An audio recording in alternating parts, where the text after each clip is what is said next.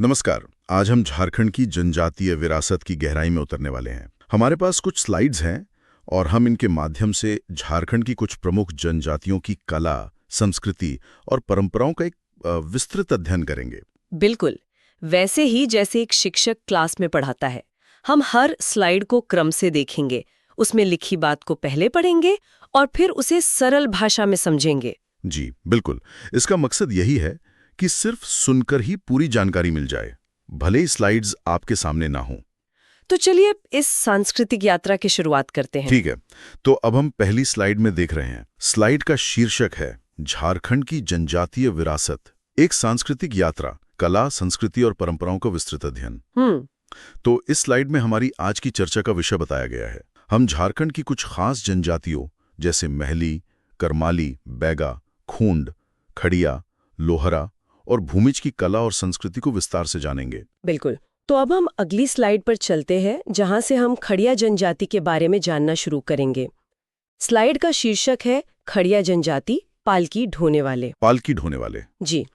इसमें लिखा है, इस जनजाति का नाम खड़खड़िया पालकी ढोने के कारण पड़ा। इसका मतलब है कि ये लोग पारंपरिक रूप से पालकी ढोने का काम करते थे और इसी से इनकी पहचान बनी। अच्छा। आगे लिखा है, ये प्रोटो ऑस्ट्रेलॉइड समूह से संबंधित है और इनकी भाषा मुंडारी ऑस्ट्रो एशियाटिक है। अब देखिए, ये शब्द थोड़े मुश्किल लग सकते हैं। सरल शब्दों में, प्रोटो ऑस्ट्रेलॉइड एक प्रजातीय समूह है जिससे कई आदिवासी समुदाय आते हैं। ठीक है। और ऑस्ट्रो एशियाटिक एक भाषा परिवार है जिसकी एक शाखा मुंडारी भाषा है। इसी स्लाइड में एक बॉक्स में जानकारी है। कुल जनसंख्या 2011 1,96,135। मुख्य निवास क्षेत्र रांची, गुमला, सिमडेगा, लातेहार। तो इससे हमें इनकी आबादी और ये झारखंड में कहाँ रहते हैं इसका साफ पता चलता है। अब हम अगली स्लाइड देख रहे हैं। इसका शीर्षक है खड़िया समाज का त्रिस्तरीय वर्गीकरण। त्रिस्तरीय मतलब 3 स्तरों में बटा हुआ। जी बिल्कुल। इसका मतलब है कि खड़िया समाज 3 स्तरों या भागों में बटा हुआ है। इसमें पहला पॉइंट है, 1 दूध खड़िया, सर्वाधिक संपन्न। गोत्र डुंगडुंग, कुल्लू, बिलुंग। तो इसका मतलब ये हुआ कि ये खड़िया समाज में सबसे संपन्न माने जाते हैं। हाँ। दूसरा पॉइंट है 2 ढेलकी खड़ियां, मध्यम संपन्न। गोत्र मुरु, समद, हंसदा। मतलब ये संपन्नता में बीच के स्तर पर आते हैं। सही। और तीसरा है 3 पहाड़ी खड़ियां, निम्न संपन्न वनवासी। गोत्र गुलू, भुइया, हिमरम। मतलब ये आर्थिक रूप से सबसे निचले स्तर पर हैं और ज्यादातर जंगलों में रहते हैं। इसमें एक और बहुत महत्वपूर्ण सामाजिक नियम लिखा है, इन तीनों वर्गों में परस्पर विवाह वर्जित है। तो इसका मतलब है कि दूध खड़िया ढेलकी खड़िया में या पहाड़ी खड़िया में शादी नहीं कर सकता। ये एक बहुत सख्त नियम है। जी, ये बहुत ही सख्त नियम है। चलिए अगली स्लाइड को समझते हैं। स्लाइड का शीर्षक है सामाजिक व्यवस्था और विवाह परंपरा। इसमें हम उनके समाज के ढांचे और शादी के रिवाजों को देखेंगे। ठीक है। पहला पॉइंट है प्रशासनिक संरचना। इसमें लिखा है, महतो ग्राम प्रधान, विलेज हेड, नेगी प्रधान सहायक, असिस्टेंट, गेंडा गेड़ा, संदेशवाहक, मैसेंजर, दंदिया, जातीय पंचायत प्रमुख, काउंसिल हेड और गित्यो युवा गृह, यूथ डोम। देखिए, ये उनके गांवों का शासन चलाने की पूरी व्यवस्था है जिसमें अलग अलग पद हैं। और ये युवा गृह क्या होता है? युवा गृह एक ऐसी जगह होती है जहां गांव के अविवाहित युवक युवतियां सामाजिक और सांस्कृतिक शिक्षा लेते हैं, एक तरह का सामुदायिक केंद्र। अब दूसरा पॉइंट है विवाह प्रथा। इसमें लिखा है, सर्व प्रमुख विवाह उलोल दाया, असल विवाह। मतलब ये शादी का सबसे मुख्य और असली तरीका माना जाता है। अच्छा। फिर है वधू मूल्य, गिनिंगता। इसका मतलब है कि लड़के वाले लड़की वालों को शादी के बदले कुछ मूल्य चुकाते हैं। और अन्य प्रकार भी हैं, जैसे राजी खुशी, तापा, अपहरण। ये शादी के दूसरे तरीके हैं जो समाज में प्रचलित हैं। दिलचस्प है। अब हम उनकी धार्मिक और आर्थिक व्यवस्था को देखेंगे। स्लाइड का शीर्षक है धर्म और अर्थव्यवस्था। पहला पॉइंट कहता है, इनके प्रमुख देवता हैं गिरिंग बेरी, जो सूर्य का प्रतिरूप है। जी, यानी प्रकृति पूजा। हाँ। अगला पॉइंट, इनके पुजारी को गतिहीन हक्का के कहते हैं। इसमें एक और जानकारी है, दूध खड़िया के पुजारी को कालोपाहन और पहाड़ी खड़िया के पुजारी को दिहुरी कहा जाता है। मतलब समाज के वर्गीकरण का असर पुजारी के नाम पर भी है। बिल्कुल। अब है आजीविका, मुख्य पेशा कृषि और शिकार। तो ये तो साफ है, वे खेती और शिकार करके अपना जीवन चलाते हैं। आखिरी पॉइंट है फागो पर्व का महत्व। लिखा है, इस पर्व के द्वारा जनजाति की आर्थिक स्थिति का अनुमान लगाया जाता है। ये तो बहुत अनोखी बात है। मतलब एक त्योहार से पूरे साल की आर्थिक संपन्नता का अंदाजा लगाना। जी, ये उनकी संस्कृति का एक बहुत ही अभिन्न अंग है। चलिए अब हम लोहरा जनजाति के बारे में जानेंगे। स्लाइड का शीर्षक है लोहरा जनजाति, असुरों के वंशज। असुरों के वंशज। हाँ। पहला पॉइंट है पहचान। सदान समुदाय का हिस्सा, सदानी भाषी। सदान उन समुदायों को कहते हैं जो झारखंड के मूल गैर जनजातीय निवासी हैं। दूसरा पॉइंट वंशज। असुर जनजाति के वंशज माने जाते हैं। असुर झारखंड की एक प्राचीन जनजाति है जो लोहा गलाने का काम करती थी। अच्छा, तो ये कनेक्शन है। जी। और तीसरा पॉइंट है पेशा, लोह उपकरण निर्माण। मतलब ये लोहे के औजार बनाने में माहिर होते हैं और इनकी कुल जनसंख्या है 2,16,226। निवास स्थान रांची, गुमला, सिमडेगा, पूर्वी सिंहभूम। ठीक है। अगली स्लाइड में हम लोहरा संस्कृति को और करीब से देखेंगे। स्लाइड का शीर्षक है लोहरा संस्कृति और विश्वास। इसमें पहला पॉइंट है सामाजिक संरचना। समाज पितृसत्तात्मक है, यानी परिवार का मुखिया पुरुष होता है। फिर है विवाह, सगोत्रीय विवाह निषेध। इसका मतलब एक ही गोत्र में शादी नहीं हो सकती। प्रमुख गोत्र दिए गए हैं सोन, तुतली, तिरकी, धान, कछुआ, मगैया। और अगला पॉइंट है धार्मिक आस्था। इसमें लिखा है सर्व प्रमुख देवता भगवान विश्वकर्मा। ये तो स्वाभाविक भी लगता है क्योंकि ये शिल्पी वर्ग से हैं। बिल्कुल। और इनके प्रमुख त्योहार हैं विश्वकर्मा पूजा, सोहराई। जी। अब हमारी अगली जनजाति है भूमिज। स्लाइड का शीर्षक है भूमिज जनजाति, जंगल के सरदार। इसमें पहला पॉइंट है ऐतिहासिक पृष्ठभूमि। लिखा है मुगल काल में घने जंगलों में रहने के कारण इन्हें चुआड़ कहा गया। चुआड़। हाँ। और धनबाद क्षेत्र में इन्हें सम्मान से सरदार के नाम से जाना जाता है। अगला पॉइंट है जनसंख्या 2,09,448 और भाषा है मुंडारी, जिस पर बांग्ला का प्रभाव है। मतलब भाषा मुंडारी है पर उसमें बांग्ला का असर दिखता है। समझ गया। अगली स्लाइड में भूमिज समाज की और बातें हैं। शीर्षक है गोत्र, प्रतीक और सामाजिक प्रथाएं। पहला पॉइंट प्रतीक चिन्ह, टोटम्स, पत्ती, लीफ, जियोला, बर्ड, गुलू, फिश, हेमरम, नट। तो ये प्रतीक चिन्ह उनके गोत्रों से जुड़े होते हैं। जी। दूसरा पॉइंट बहुत दिलचस्प है, विवाह विच्छेद, डिवोर्स रिचुअल। लिखा है तलाक की अनूठी प्रथा, पत्ते द्वारा पत्ते को फाड़कर विवाह विच्छेद किया जाता है। ये तो तलाक का एक बहुत ही सांकेतिक तरीका है। बिल्कुल। और आखिरी पॉइंट है विवाह प्रकार, जो है आयोजित गोलट अपहरण।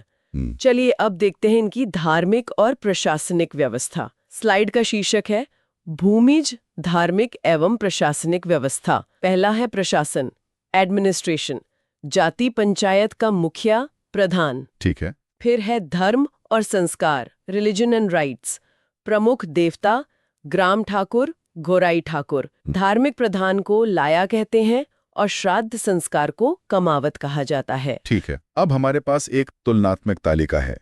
स्लाइड का शीर्षक है तुलनात्मक दृष्टि।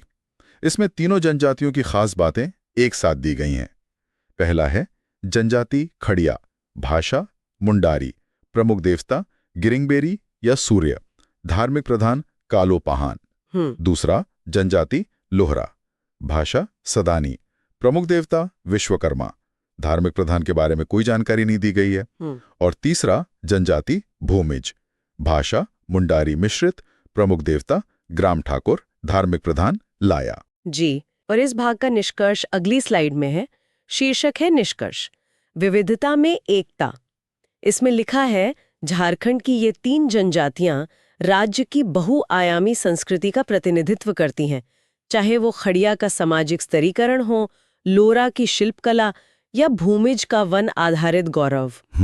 और एक बहुत अच्छी बात लिखी है, इन परंपराओं को समझना ही झारखंड की आत्मा को समझना है। ये बिल्कुल सही बात है। सच में। तो अब हम अपनी चर्चा के दूसरे भाग में आ गए हैं। स्लाइड का शीर्षक है झारखंड की प्रमुख जनजातियां, एक सांस्कृतिक परिचय। महेली, करमाली, बैगा और खोंड, जनसांख्यिकी, समाज और परंपराओं का विस्तृत विश्लेषण। जी, अगली स्लाइड में झारखंड की सांस्कृतिक विरासत की बात है। शीर्षक है झारखंड की सांस्कृतिक विरासत। इसमें लिखा है, झारखंड की जनजातीय विविधता केवल आंकड़ों तक सीमित नहीं है, बल्कि यह उनकी आजीविका, विश्वास और सामाजिक संरचनाओं में गहराई से समाहित है। बहुत गहरी बात है। जी, आगे लिखा है, हम 4 विशिष्ट समूहों का अध्ययन करेंगे जिनका राज्य की संस्कृति में महत्वपूर्ण योगदान है। ये समूह शिल्प कला से लेकर पुरोहिताई तक की भूमिका निभाते हैं और इनका विस्तार रांची और हजारीबाग से लेकर सुदूर सिंहभूम और संथाल परगना तक है। ठीक है, तो चलिए महली जनजाति से शुरू करते हैं।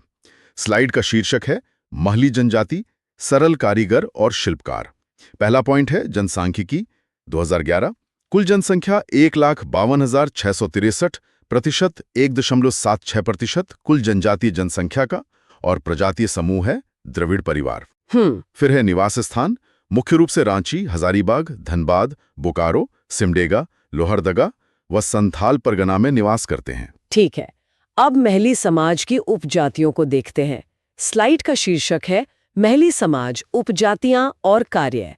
इसमें एक तालिका दी गई है।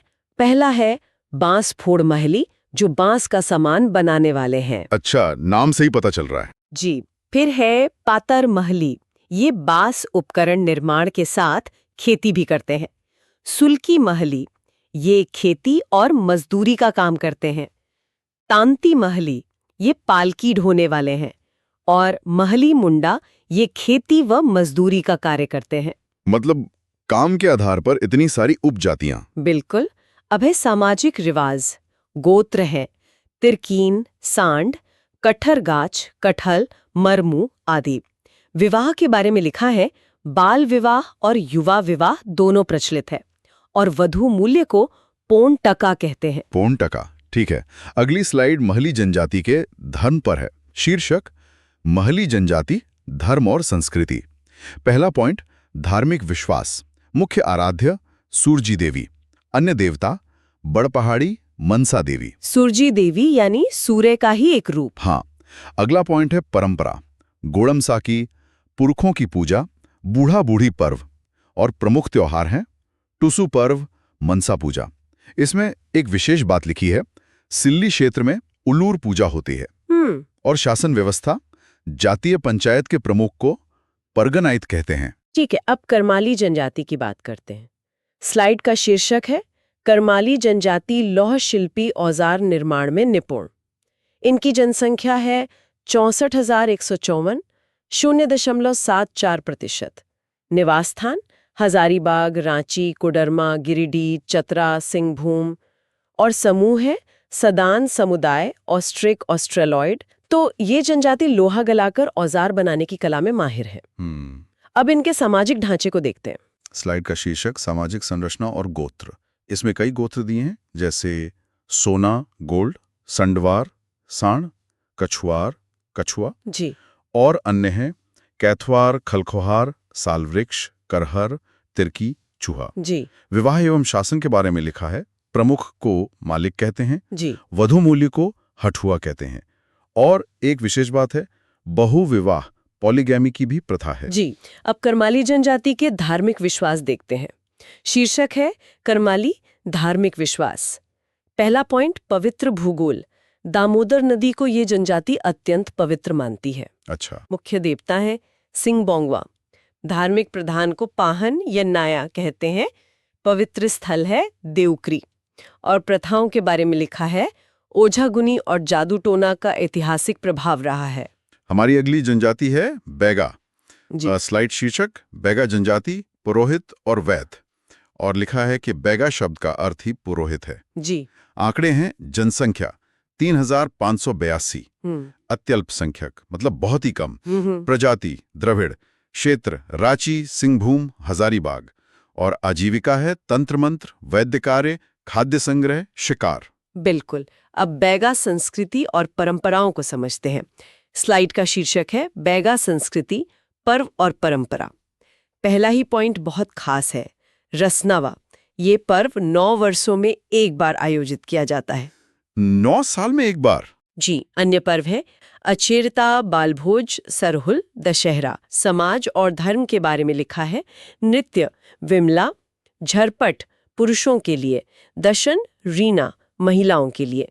इनके प्रधान को मुकद्दम कहते हैं। पवित्र पशु है बाघ, टाइगर, और मुख्य देवता है बड़ा देव जो साल वृक्ष में निवास करते हैं। ठीक है, अब खोंड जनजाति के बारे में जानते हैं। स्लाइड शीर्षक खोंड जनजाति, प्राचीन कृषक और योद्धा। इनकी कुल जनसंख्या 2011 221। ये तो अत्यंत अल्पसंख्यक हैं। परिचय में लिखा है भाषा कोंधी, प्रजाति द्रविड़, क्षेत्र रांची, हजारीबाग, सिंहभूम, और आजीविका मुख्य पेशा खेती और मजदूरी। स्थानांतरित खेती झूम को पोड़चा कहते हैं। जी। अब इनके विश्वास और इतिहास पर एक नजर। स्लाइड का शीर्षक खोंड, विश्वास और इतिहास। सामाजिक व्यवस्था में गांव का मुखिया गोटिया कहलाता है। विवाह में वरमाला की प्रथा है। पर्व त्योहार में नवानंद, नए चावल को पकाने की प्रथा है। अन्य है सरहुल, कर्मा। और एक ऐतिहासिक संदर्भ भी दिया गया है। हाँ, ये बहुत महत्वपूर्ण है। ऐतिहासिक रूप से नर बलि की प्रथा थी, जिसे मरिया कहा जाता था। ये बेलापूर्ण सूर्य देवता के लिए की जाती थी। ये जानना बहुत जरूरी है कि ये अब चलन में नहीं है। बिल्कुल। अब सभी जनजातियों की धार्मिक आस्था की एक तुलनात्मक तालिका देखते हैं। स्लाइड शीर्षक धार्मिक आस्था और पुरोहित, रिलीजियस फेथ एंड प्रीस्ट्स। महिली, प्रमुख देवता सूरजी देवी, पुरोहित की जानकारी नहीं है। करमाली, प्रमुख देवता सिंहबोंगा, पुरोहित पाहन नाया। खड़िया, प्रमुख देवता गिरिंग बेरी सूर्य, पुरोहित कालो पाहन। भूमिज, प्रमुख देवता ग्राम ठाकुर, पुरोहित लाया। लोहरा, प्रमुख देवता विश्वकर्मा, पुरोहित की जानकारी नहीं है। और खूंड, प्रमुख देवता बेलापून, यहां भी पुरोहित की जानकारी नहीं है। जी। और इसका निष्कर्ष ये है कि नामों में भिन्नता के बावजूद लगभग सभी जनजातियों में सूर्य और प्रकृति की पूजा समान रूप से की जाती है। बिल्कुल सही। तो हमने झारखंड की कई जनजातियों के बारे में बहुत कुछ जाना। अब अपनी जानकारी को परखने का समय है। अगली स्लाइड एक प्रश्नोत्तरी की है। स्लाइड शीर्षक झारखंड की जनजातियां, एक प्रश्नोत्तरी, संस्कृति, परंपरा और तथ्यों का एक संकलन। इसमें 10 प्रश्न हैं।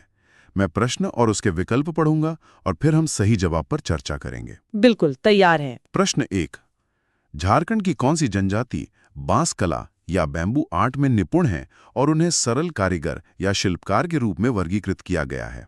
ए करमाली, बी माहली, सी लोहरा या डी खोंड? इसका सही जवाब है बी माहली। हमने पढ़ा था कि माहली जनजाति को सरल कारीगर और शिल्पकार कहा जाता है और वे बांस का सामान बनाने में माहिर होते हैं। उनकी उपजातियां भी काम के आधार पर बटी हैं। बिल्कुल सही। प्रश्न 2, करमाली जनजाति किस नदी को अत्यंत पवित्र मानती है? ए स्वर्णरेखा, बी दामोदर, सी कोयल या डी शंख? सही जवाब है बी दामोदर। हमने बात की थी कि करमाली जनजाति के लिए दामोदर नदी बहुत पवित्र है। एकदम सही। प्रश्न 3, बैगा जनजाति किस पशु को पवित्र मानती है? ए हाथी, बी बैल, सी बाघ, डी घोड़ा? इसका उत्तर है सी बाघ। बैगा जनजाति बाघ को अपना पवित्र पशु मानती है और उसे कभी नुकसान नहीं पहुंचाती। बहुत बढ़िया। प्रश्न 4, खोंड जनजाति में प्रचलित नर बलि की प्रथा को किस नाम से जाना जाता था? ए पौंटका, बी मरीहा, सी ओलोलदाय, डी रसनवा? इसका सही जवाब है बी मरीहा। ये प्रथा सूर्य देवता यानी बेलापून को प्रसन्न करने के लिए की जाती थी, लेकिन अब ये बंद हो चुकी है। बिल्कुल। प्रश्न 5, खड़िया जनजाति में सर्वाधिक प्रचलित विवाह ओलोलदाय को किस अन्य नाम से जाना जाता है? ए असल विवाह, बी प्रेम विवाह, सी अपहरण विवाह, डी सहपलायन? इसका उत्तर है ए असल विवाह। ओलोलदाय को ही असल विवाह माना जाता है, जो उनका सबसे प्रमुख विवाह प्रकार है। सही। प्रश्न 6। किस जनजाति को असुर का वंशज माना जाता है? ए. महली, बी. लोहरा, सी. भूमिज, डी. खोंड। सही जवाब है बी. लोहरा। ये असुर जनजाति से अपना वंश मानते हैं और लोहा बनाने की कला में निपुण हैं। ठीक है। प्रश्न 7। मुगल काल में घने जंगलों में रहने के कारण भूमिज जनजाति को किस नाम से जाना जाता था? ए.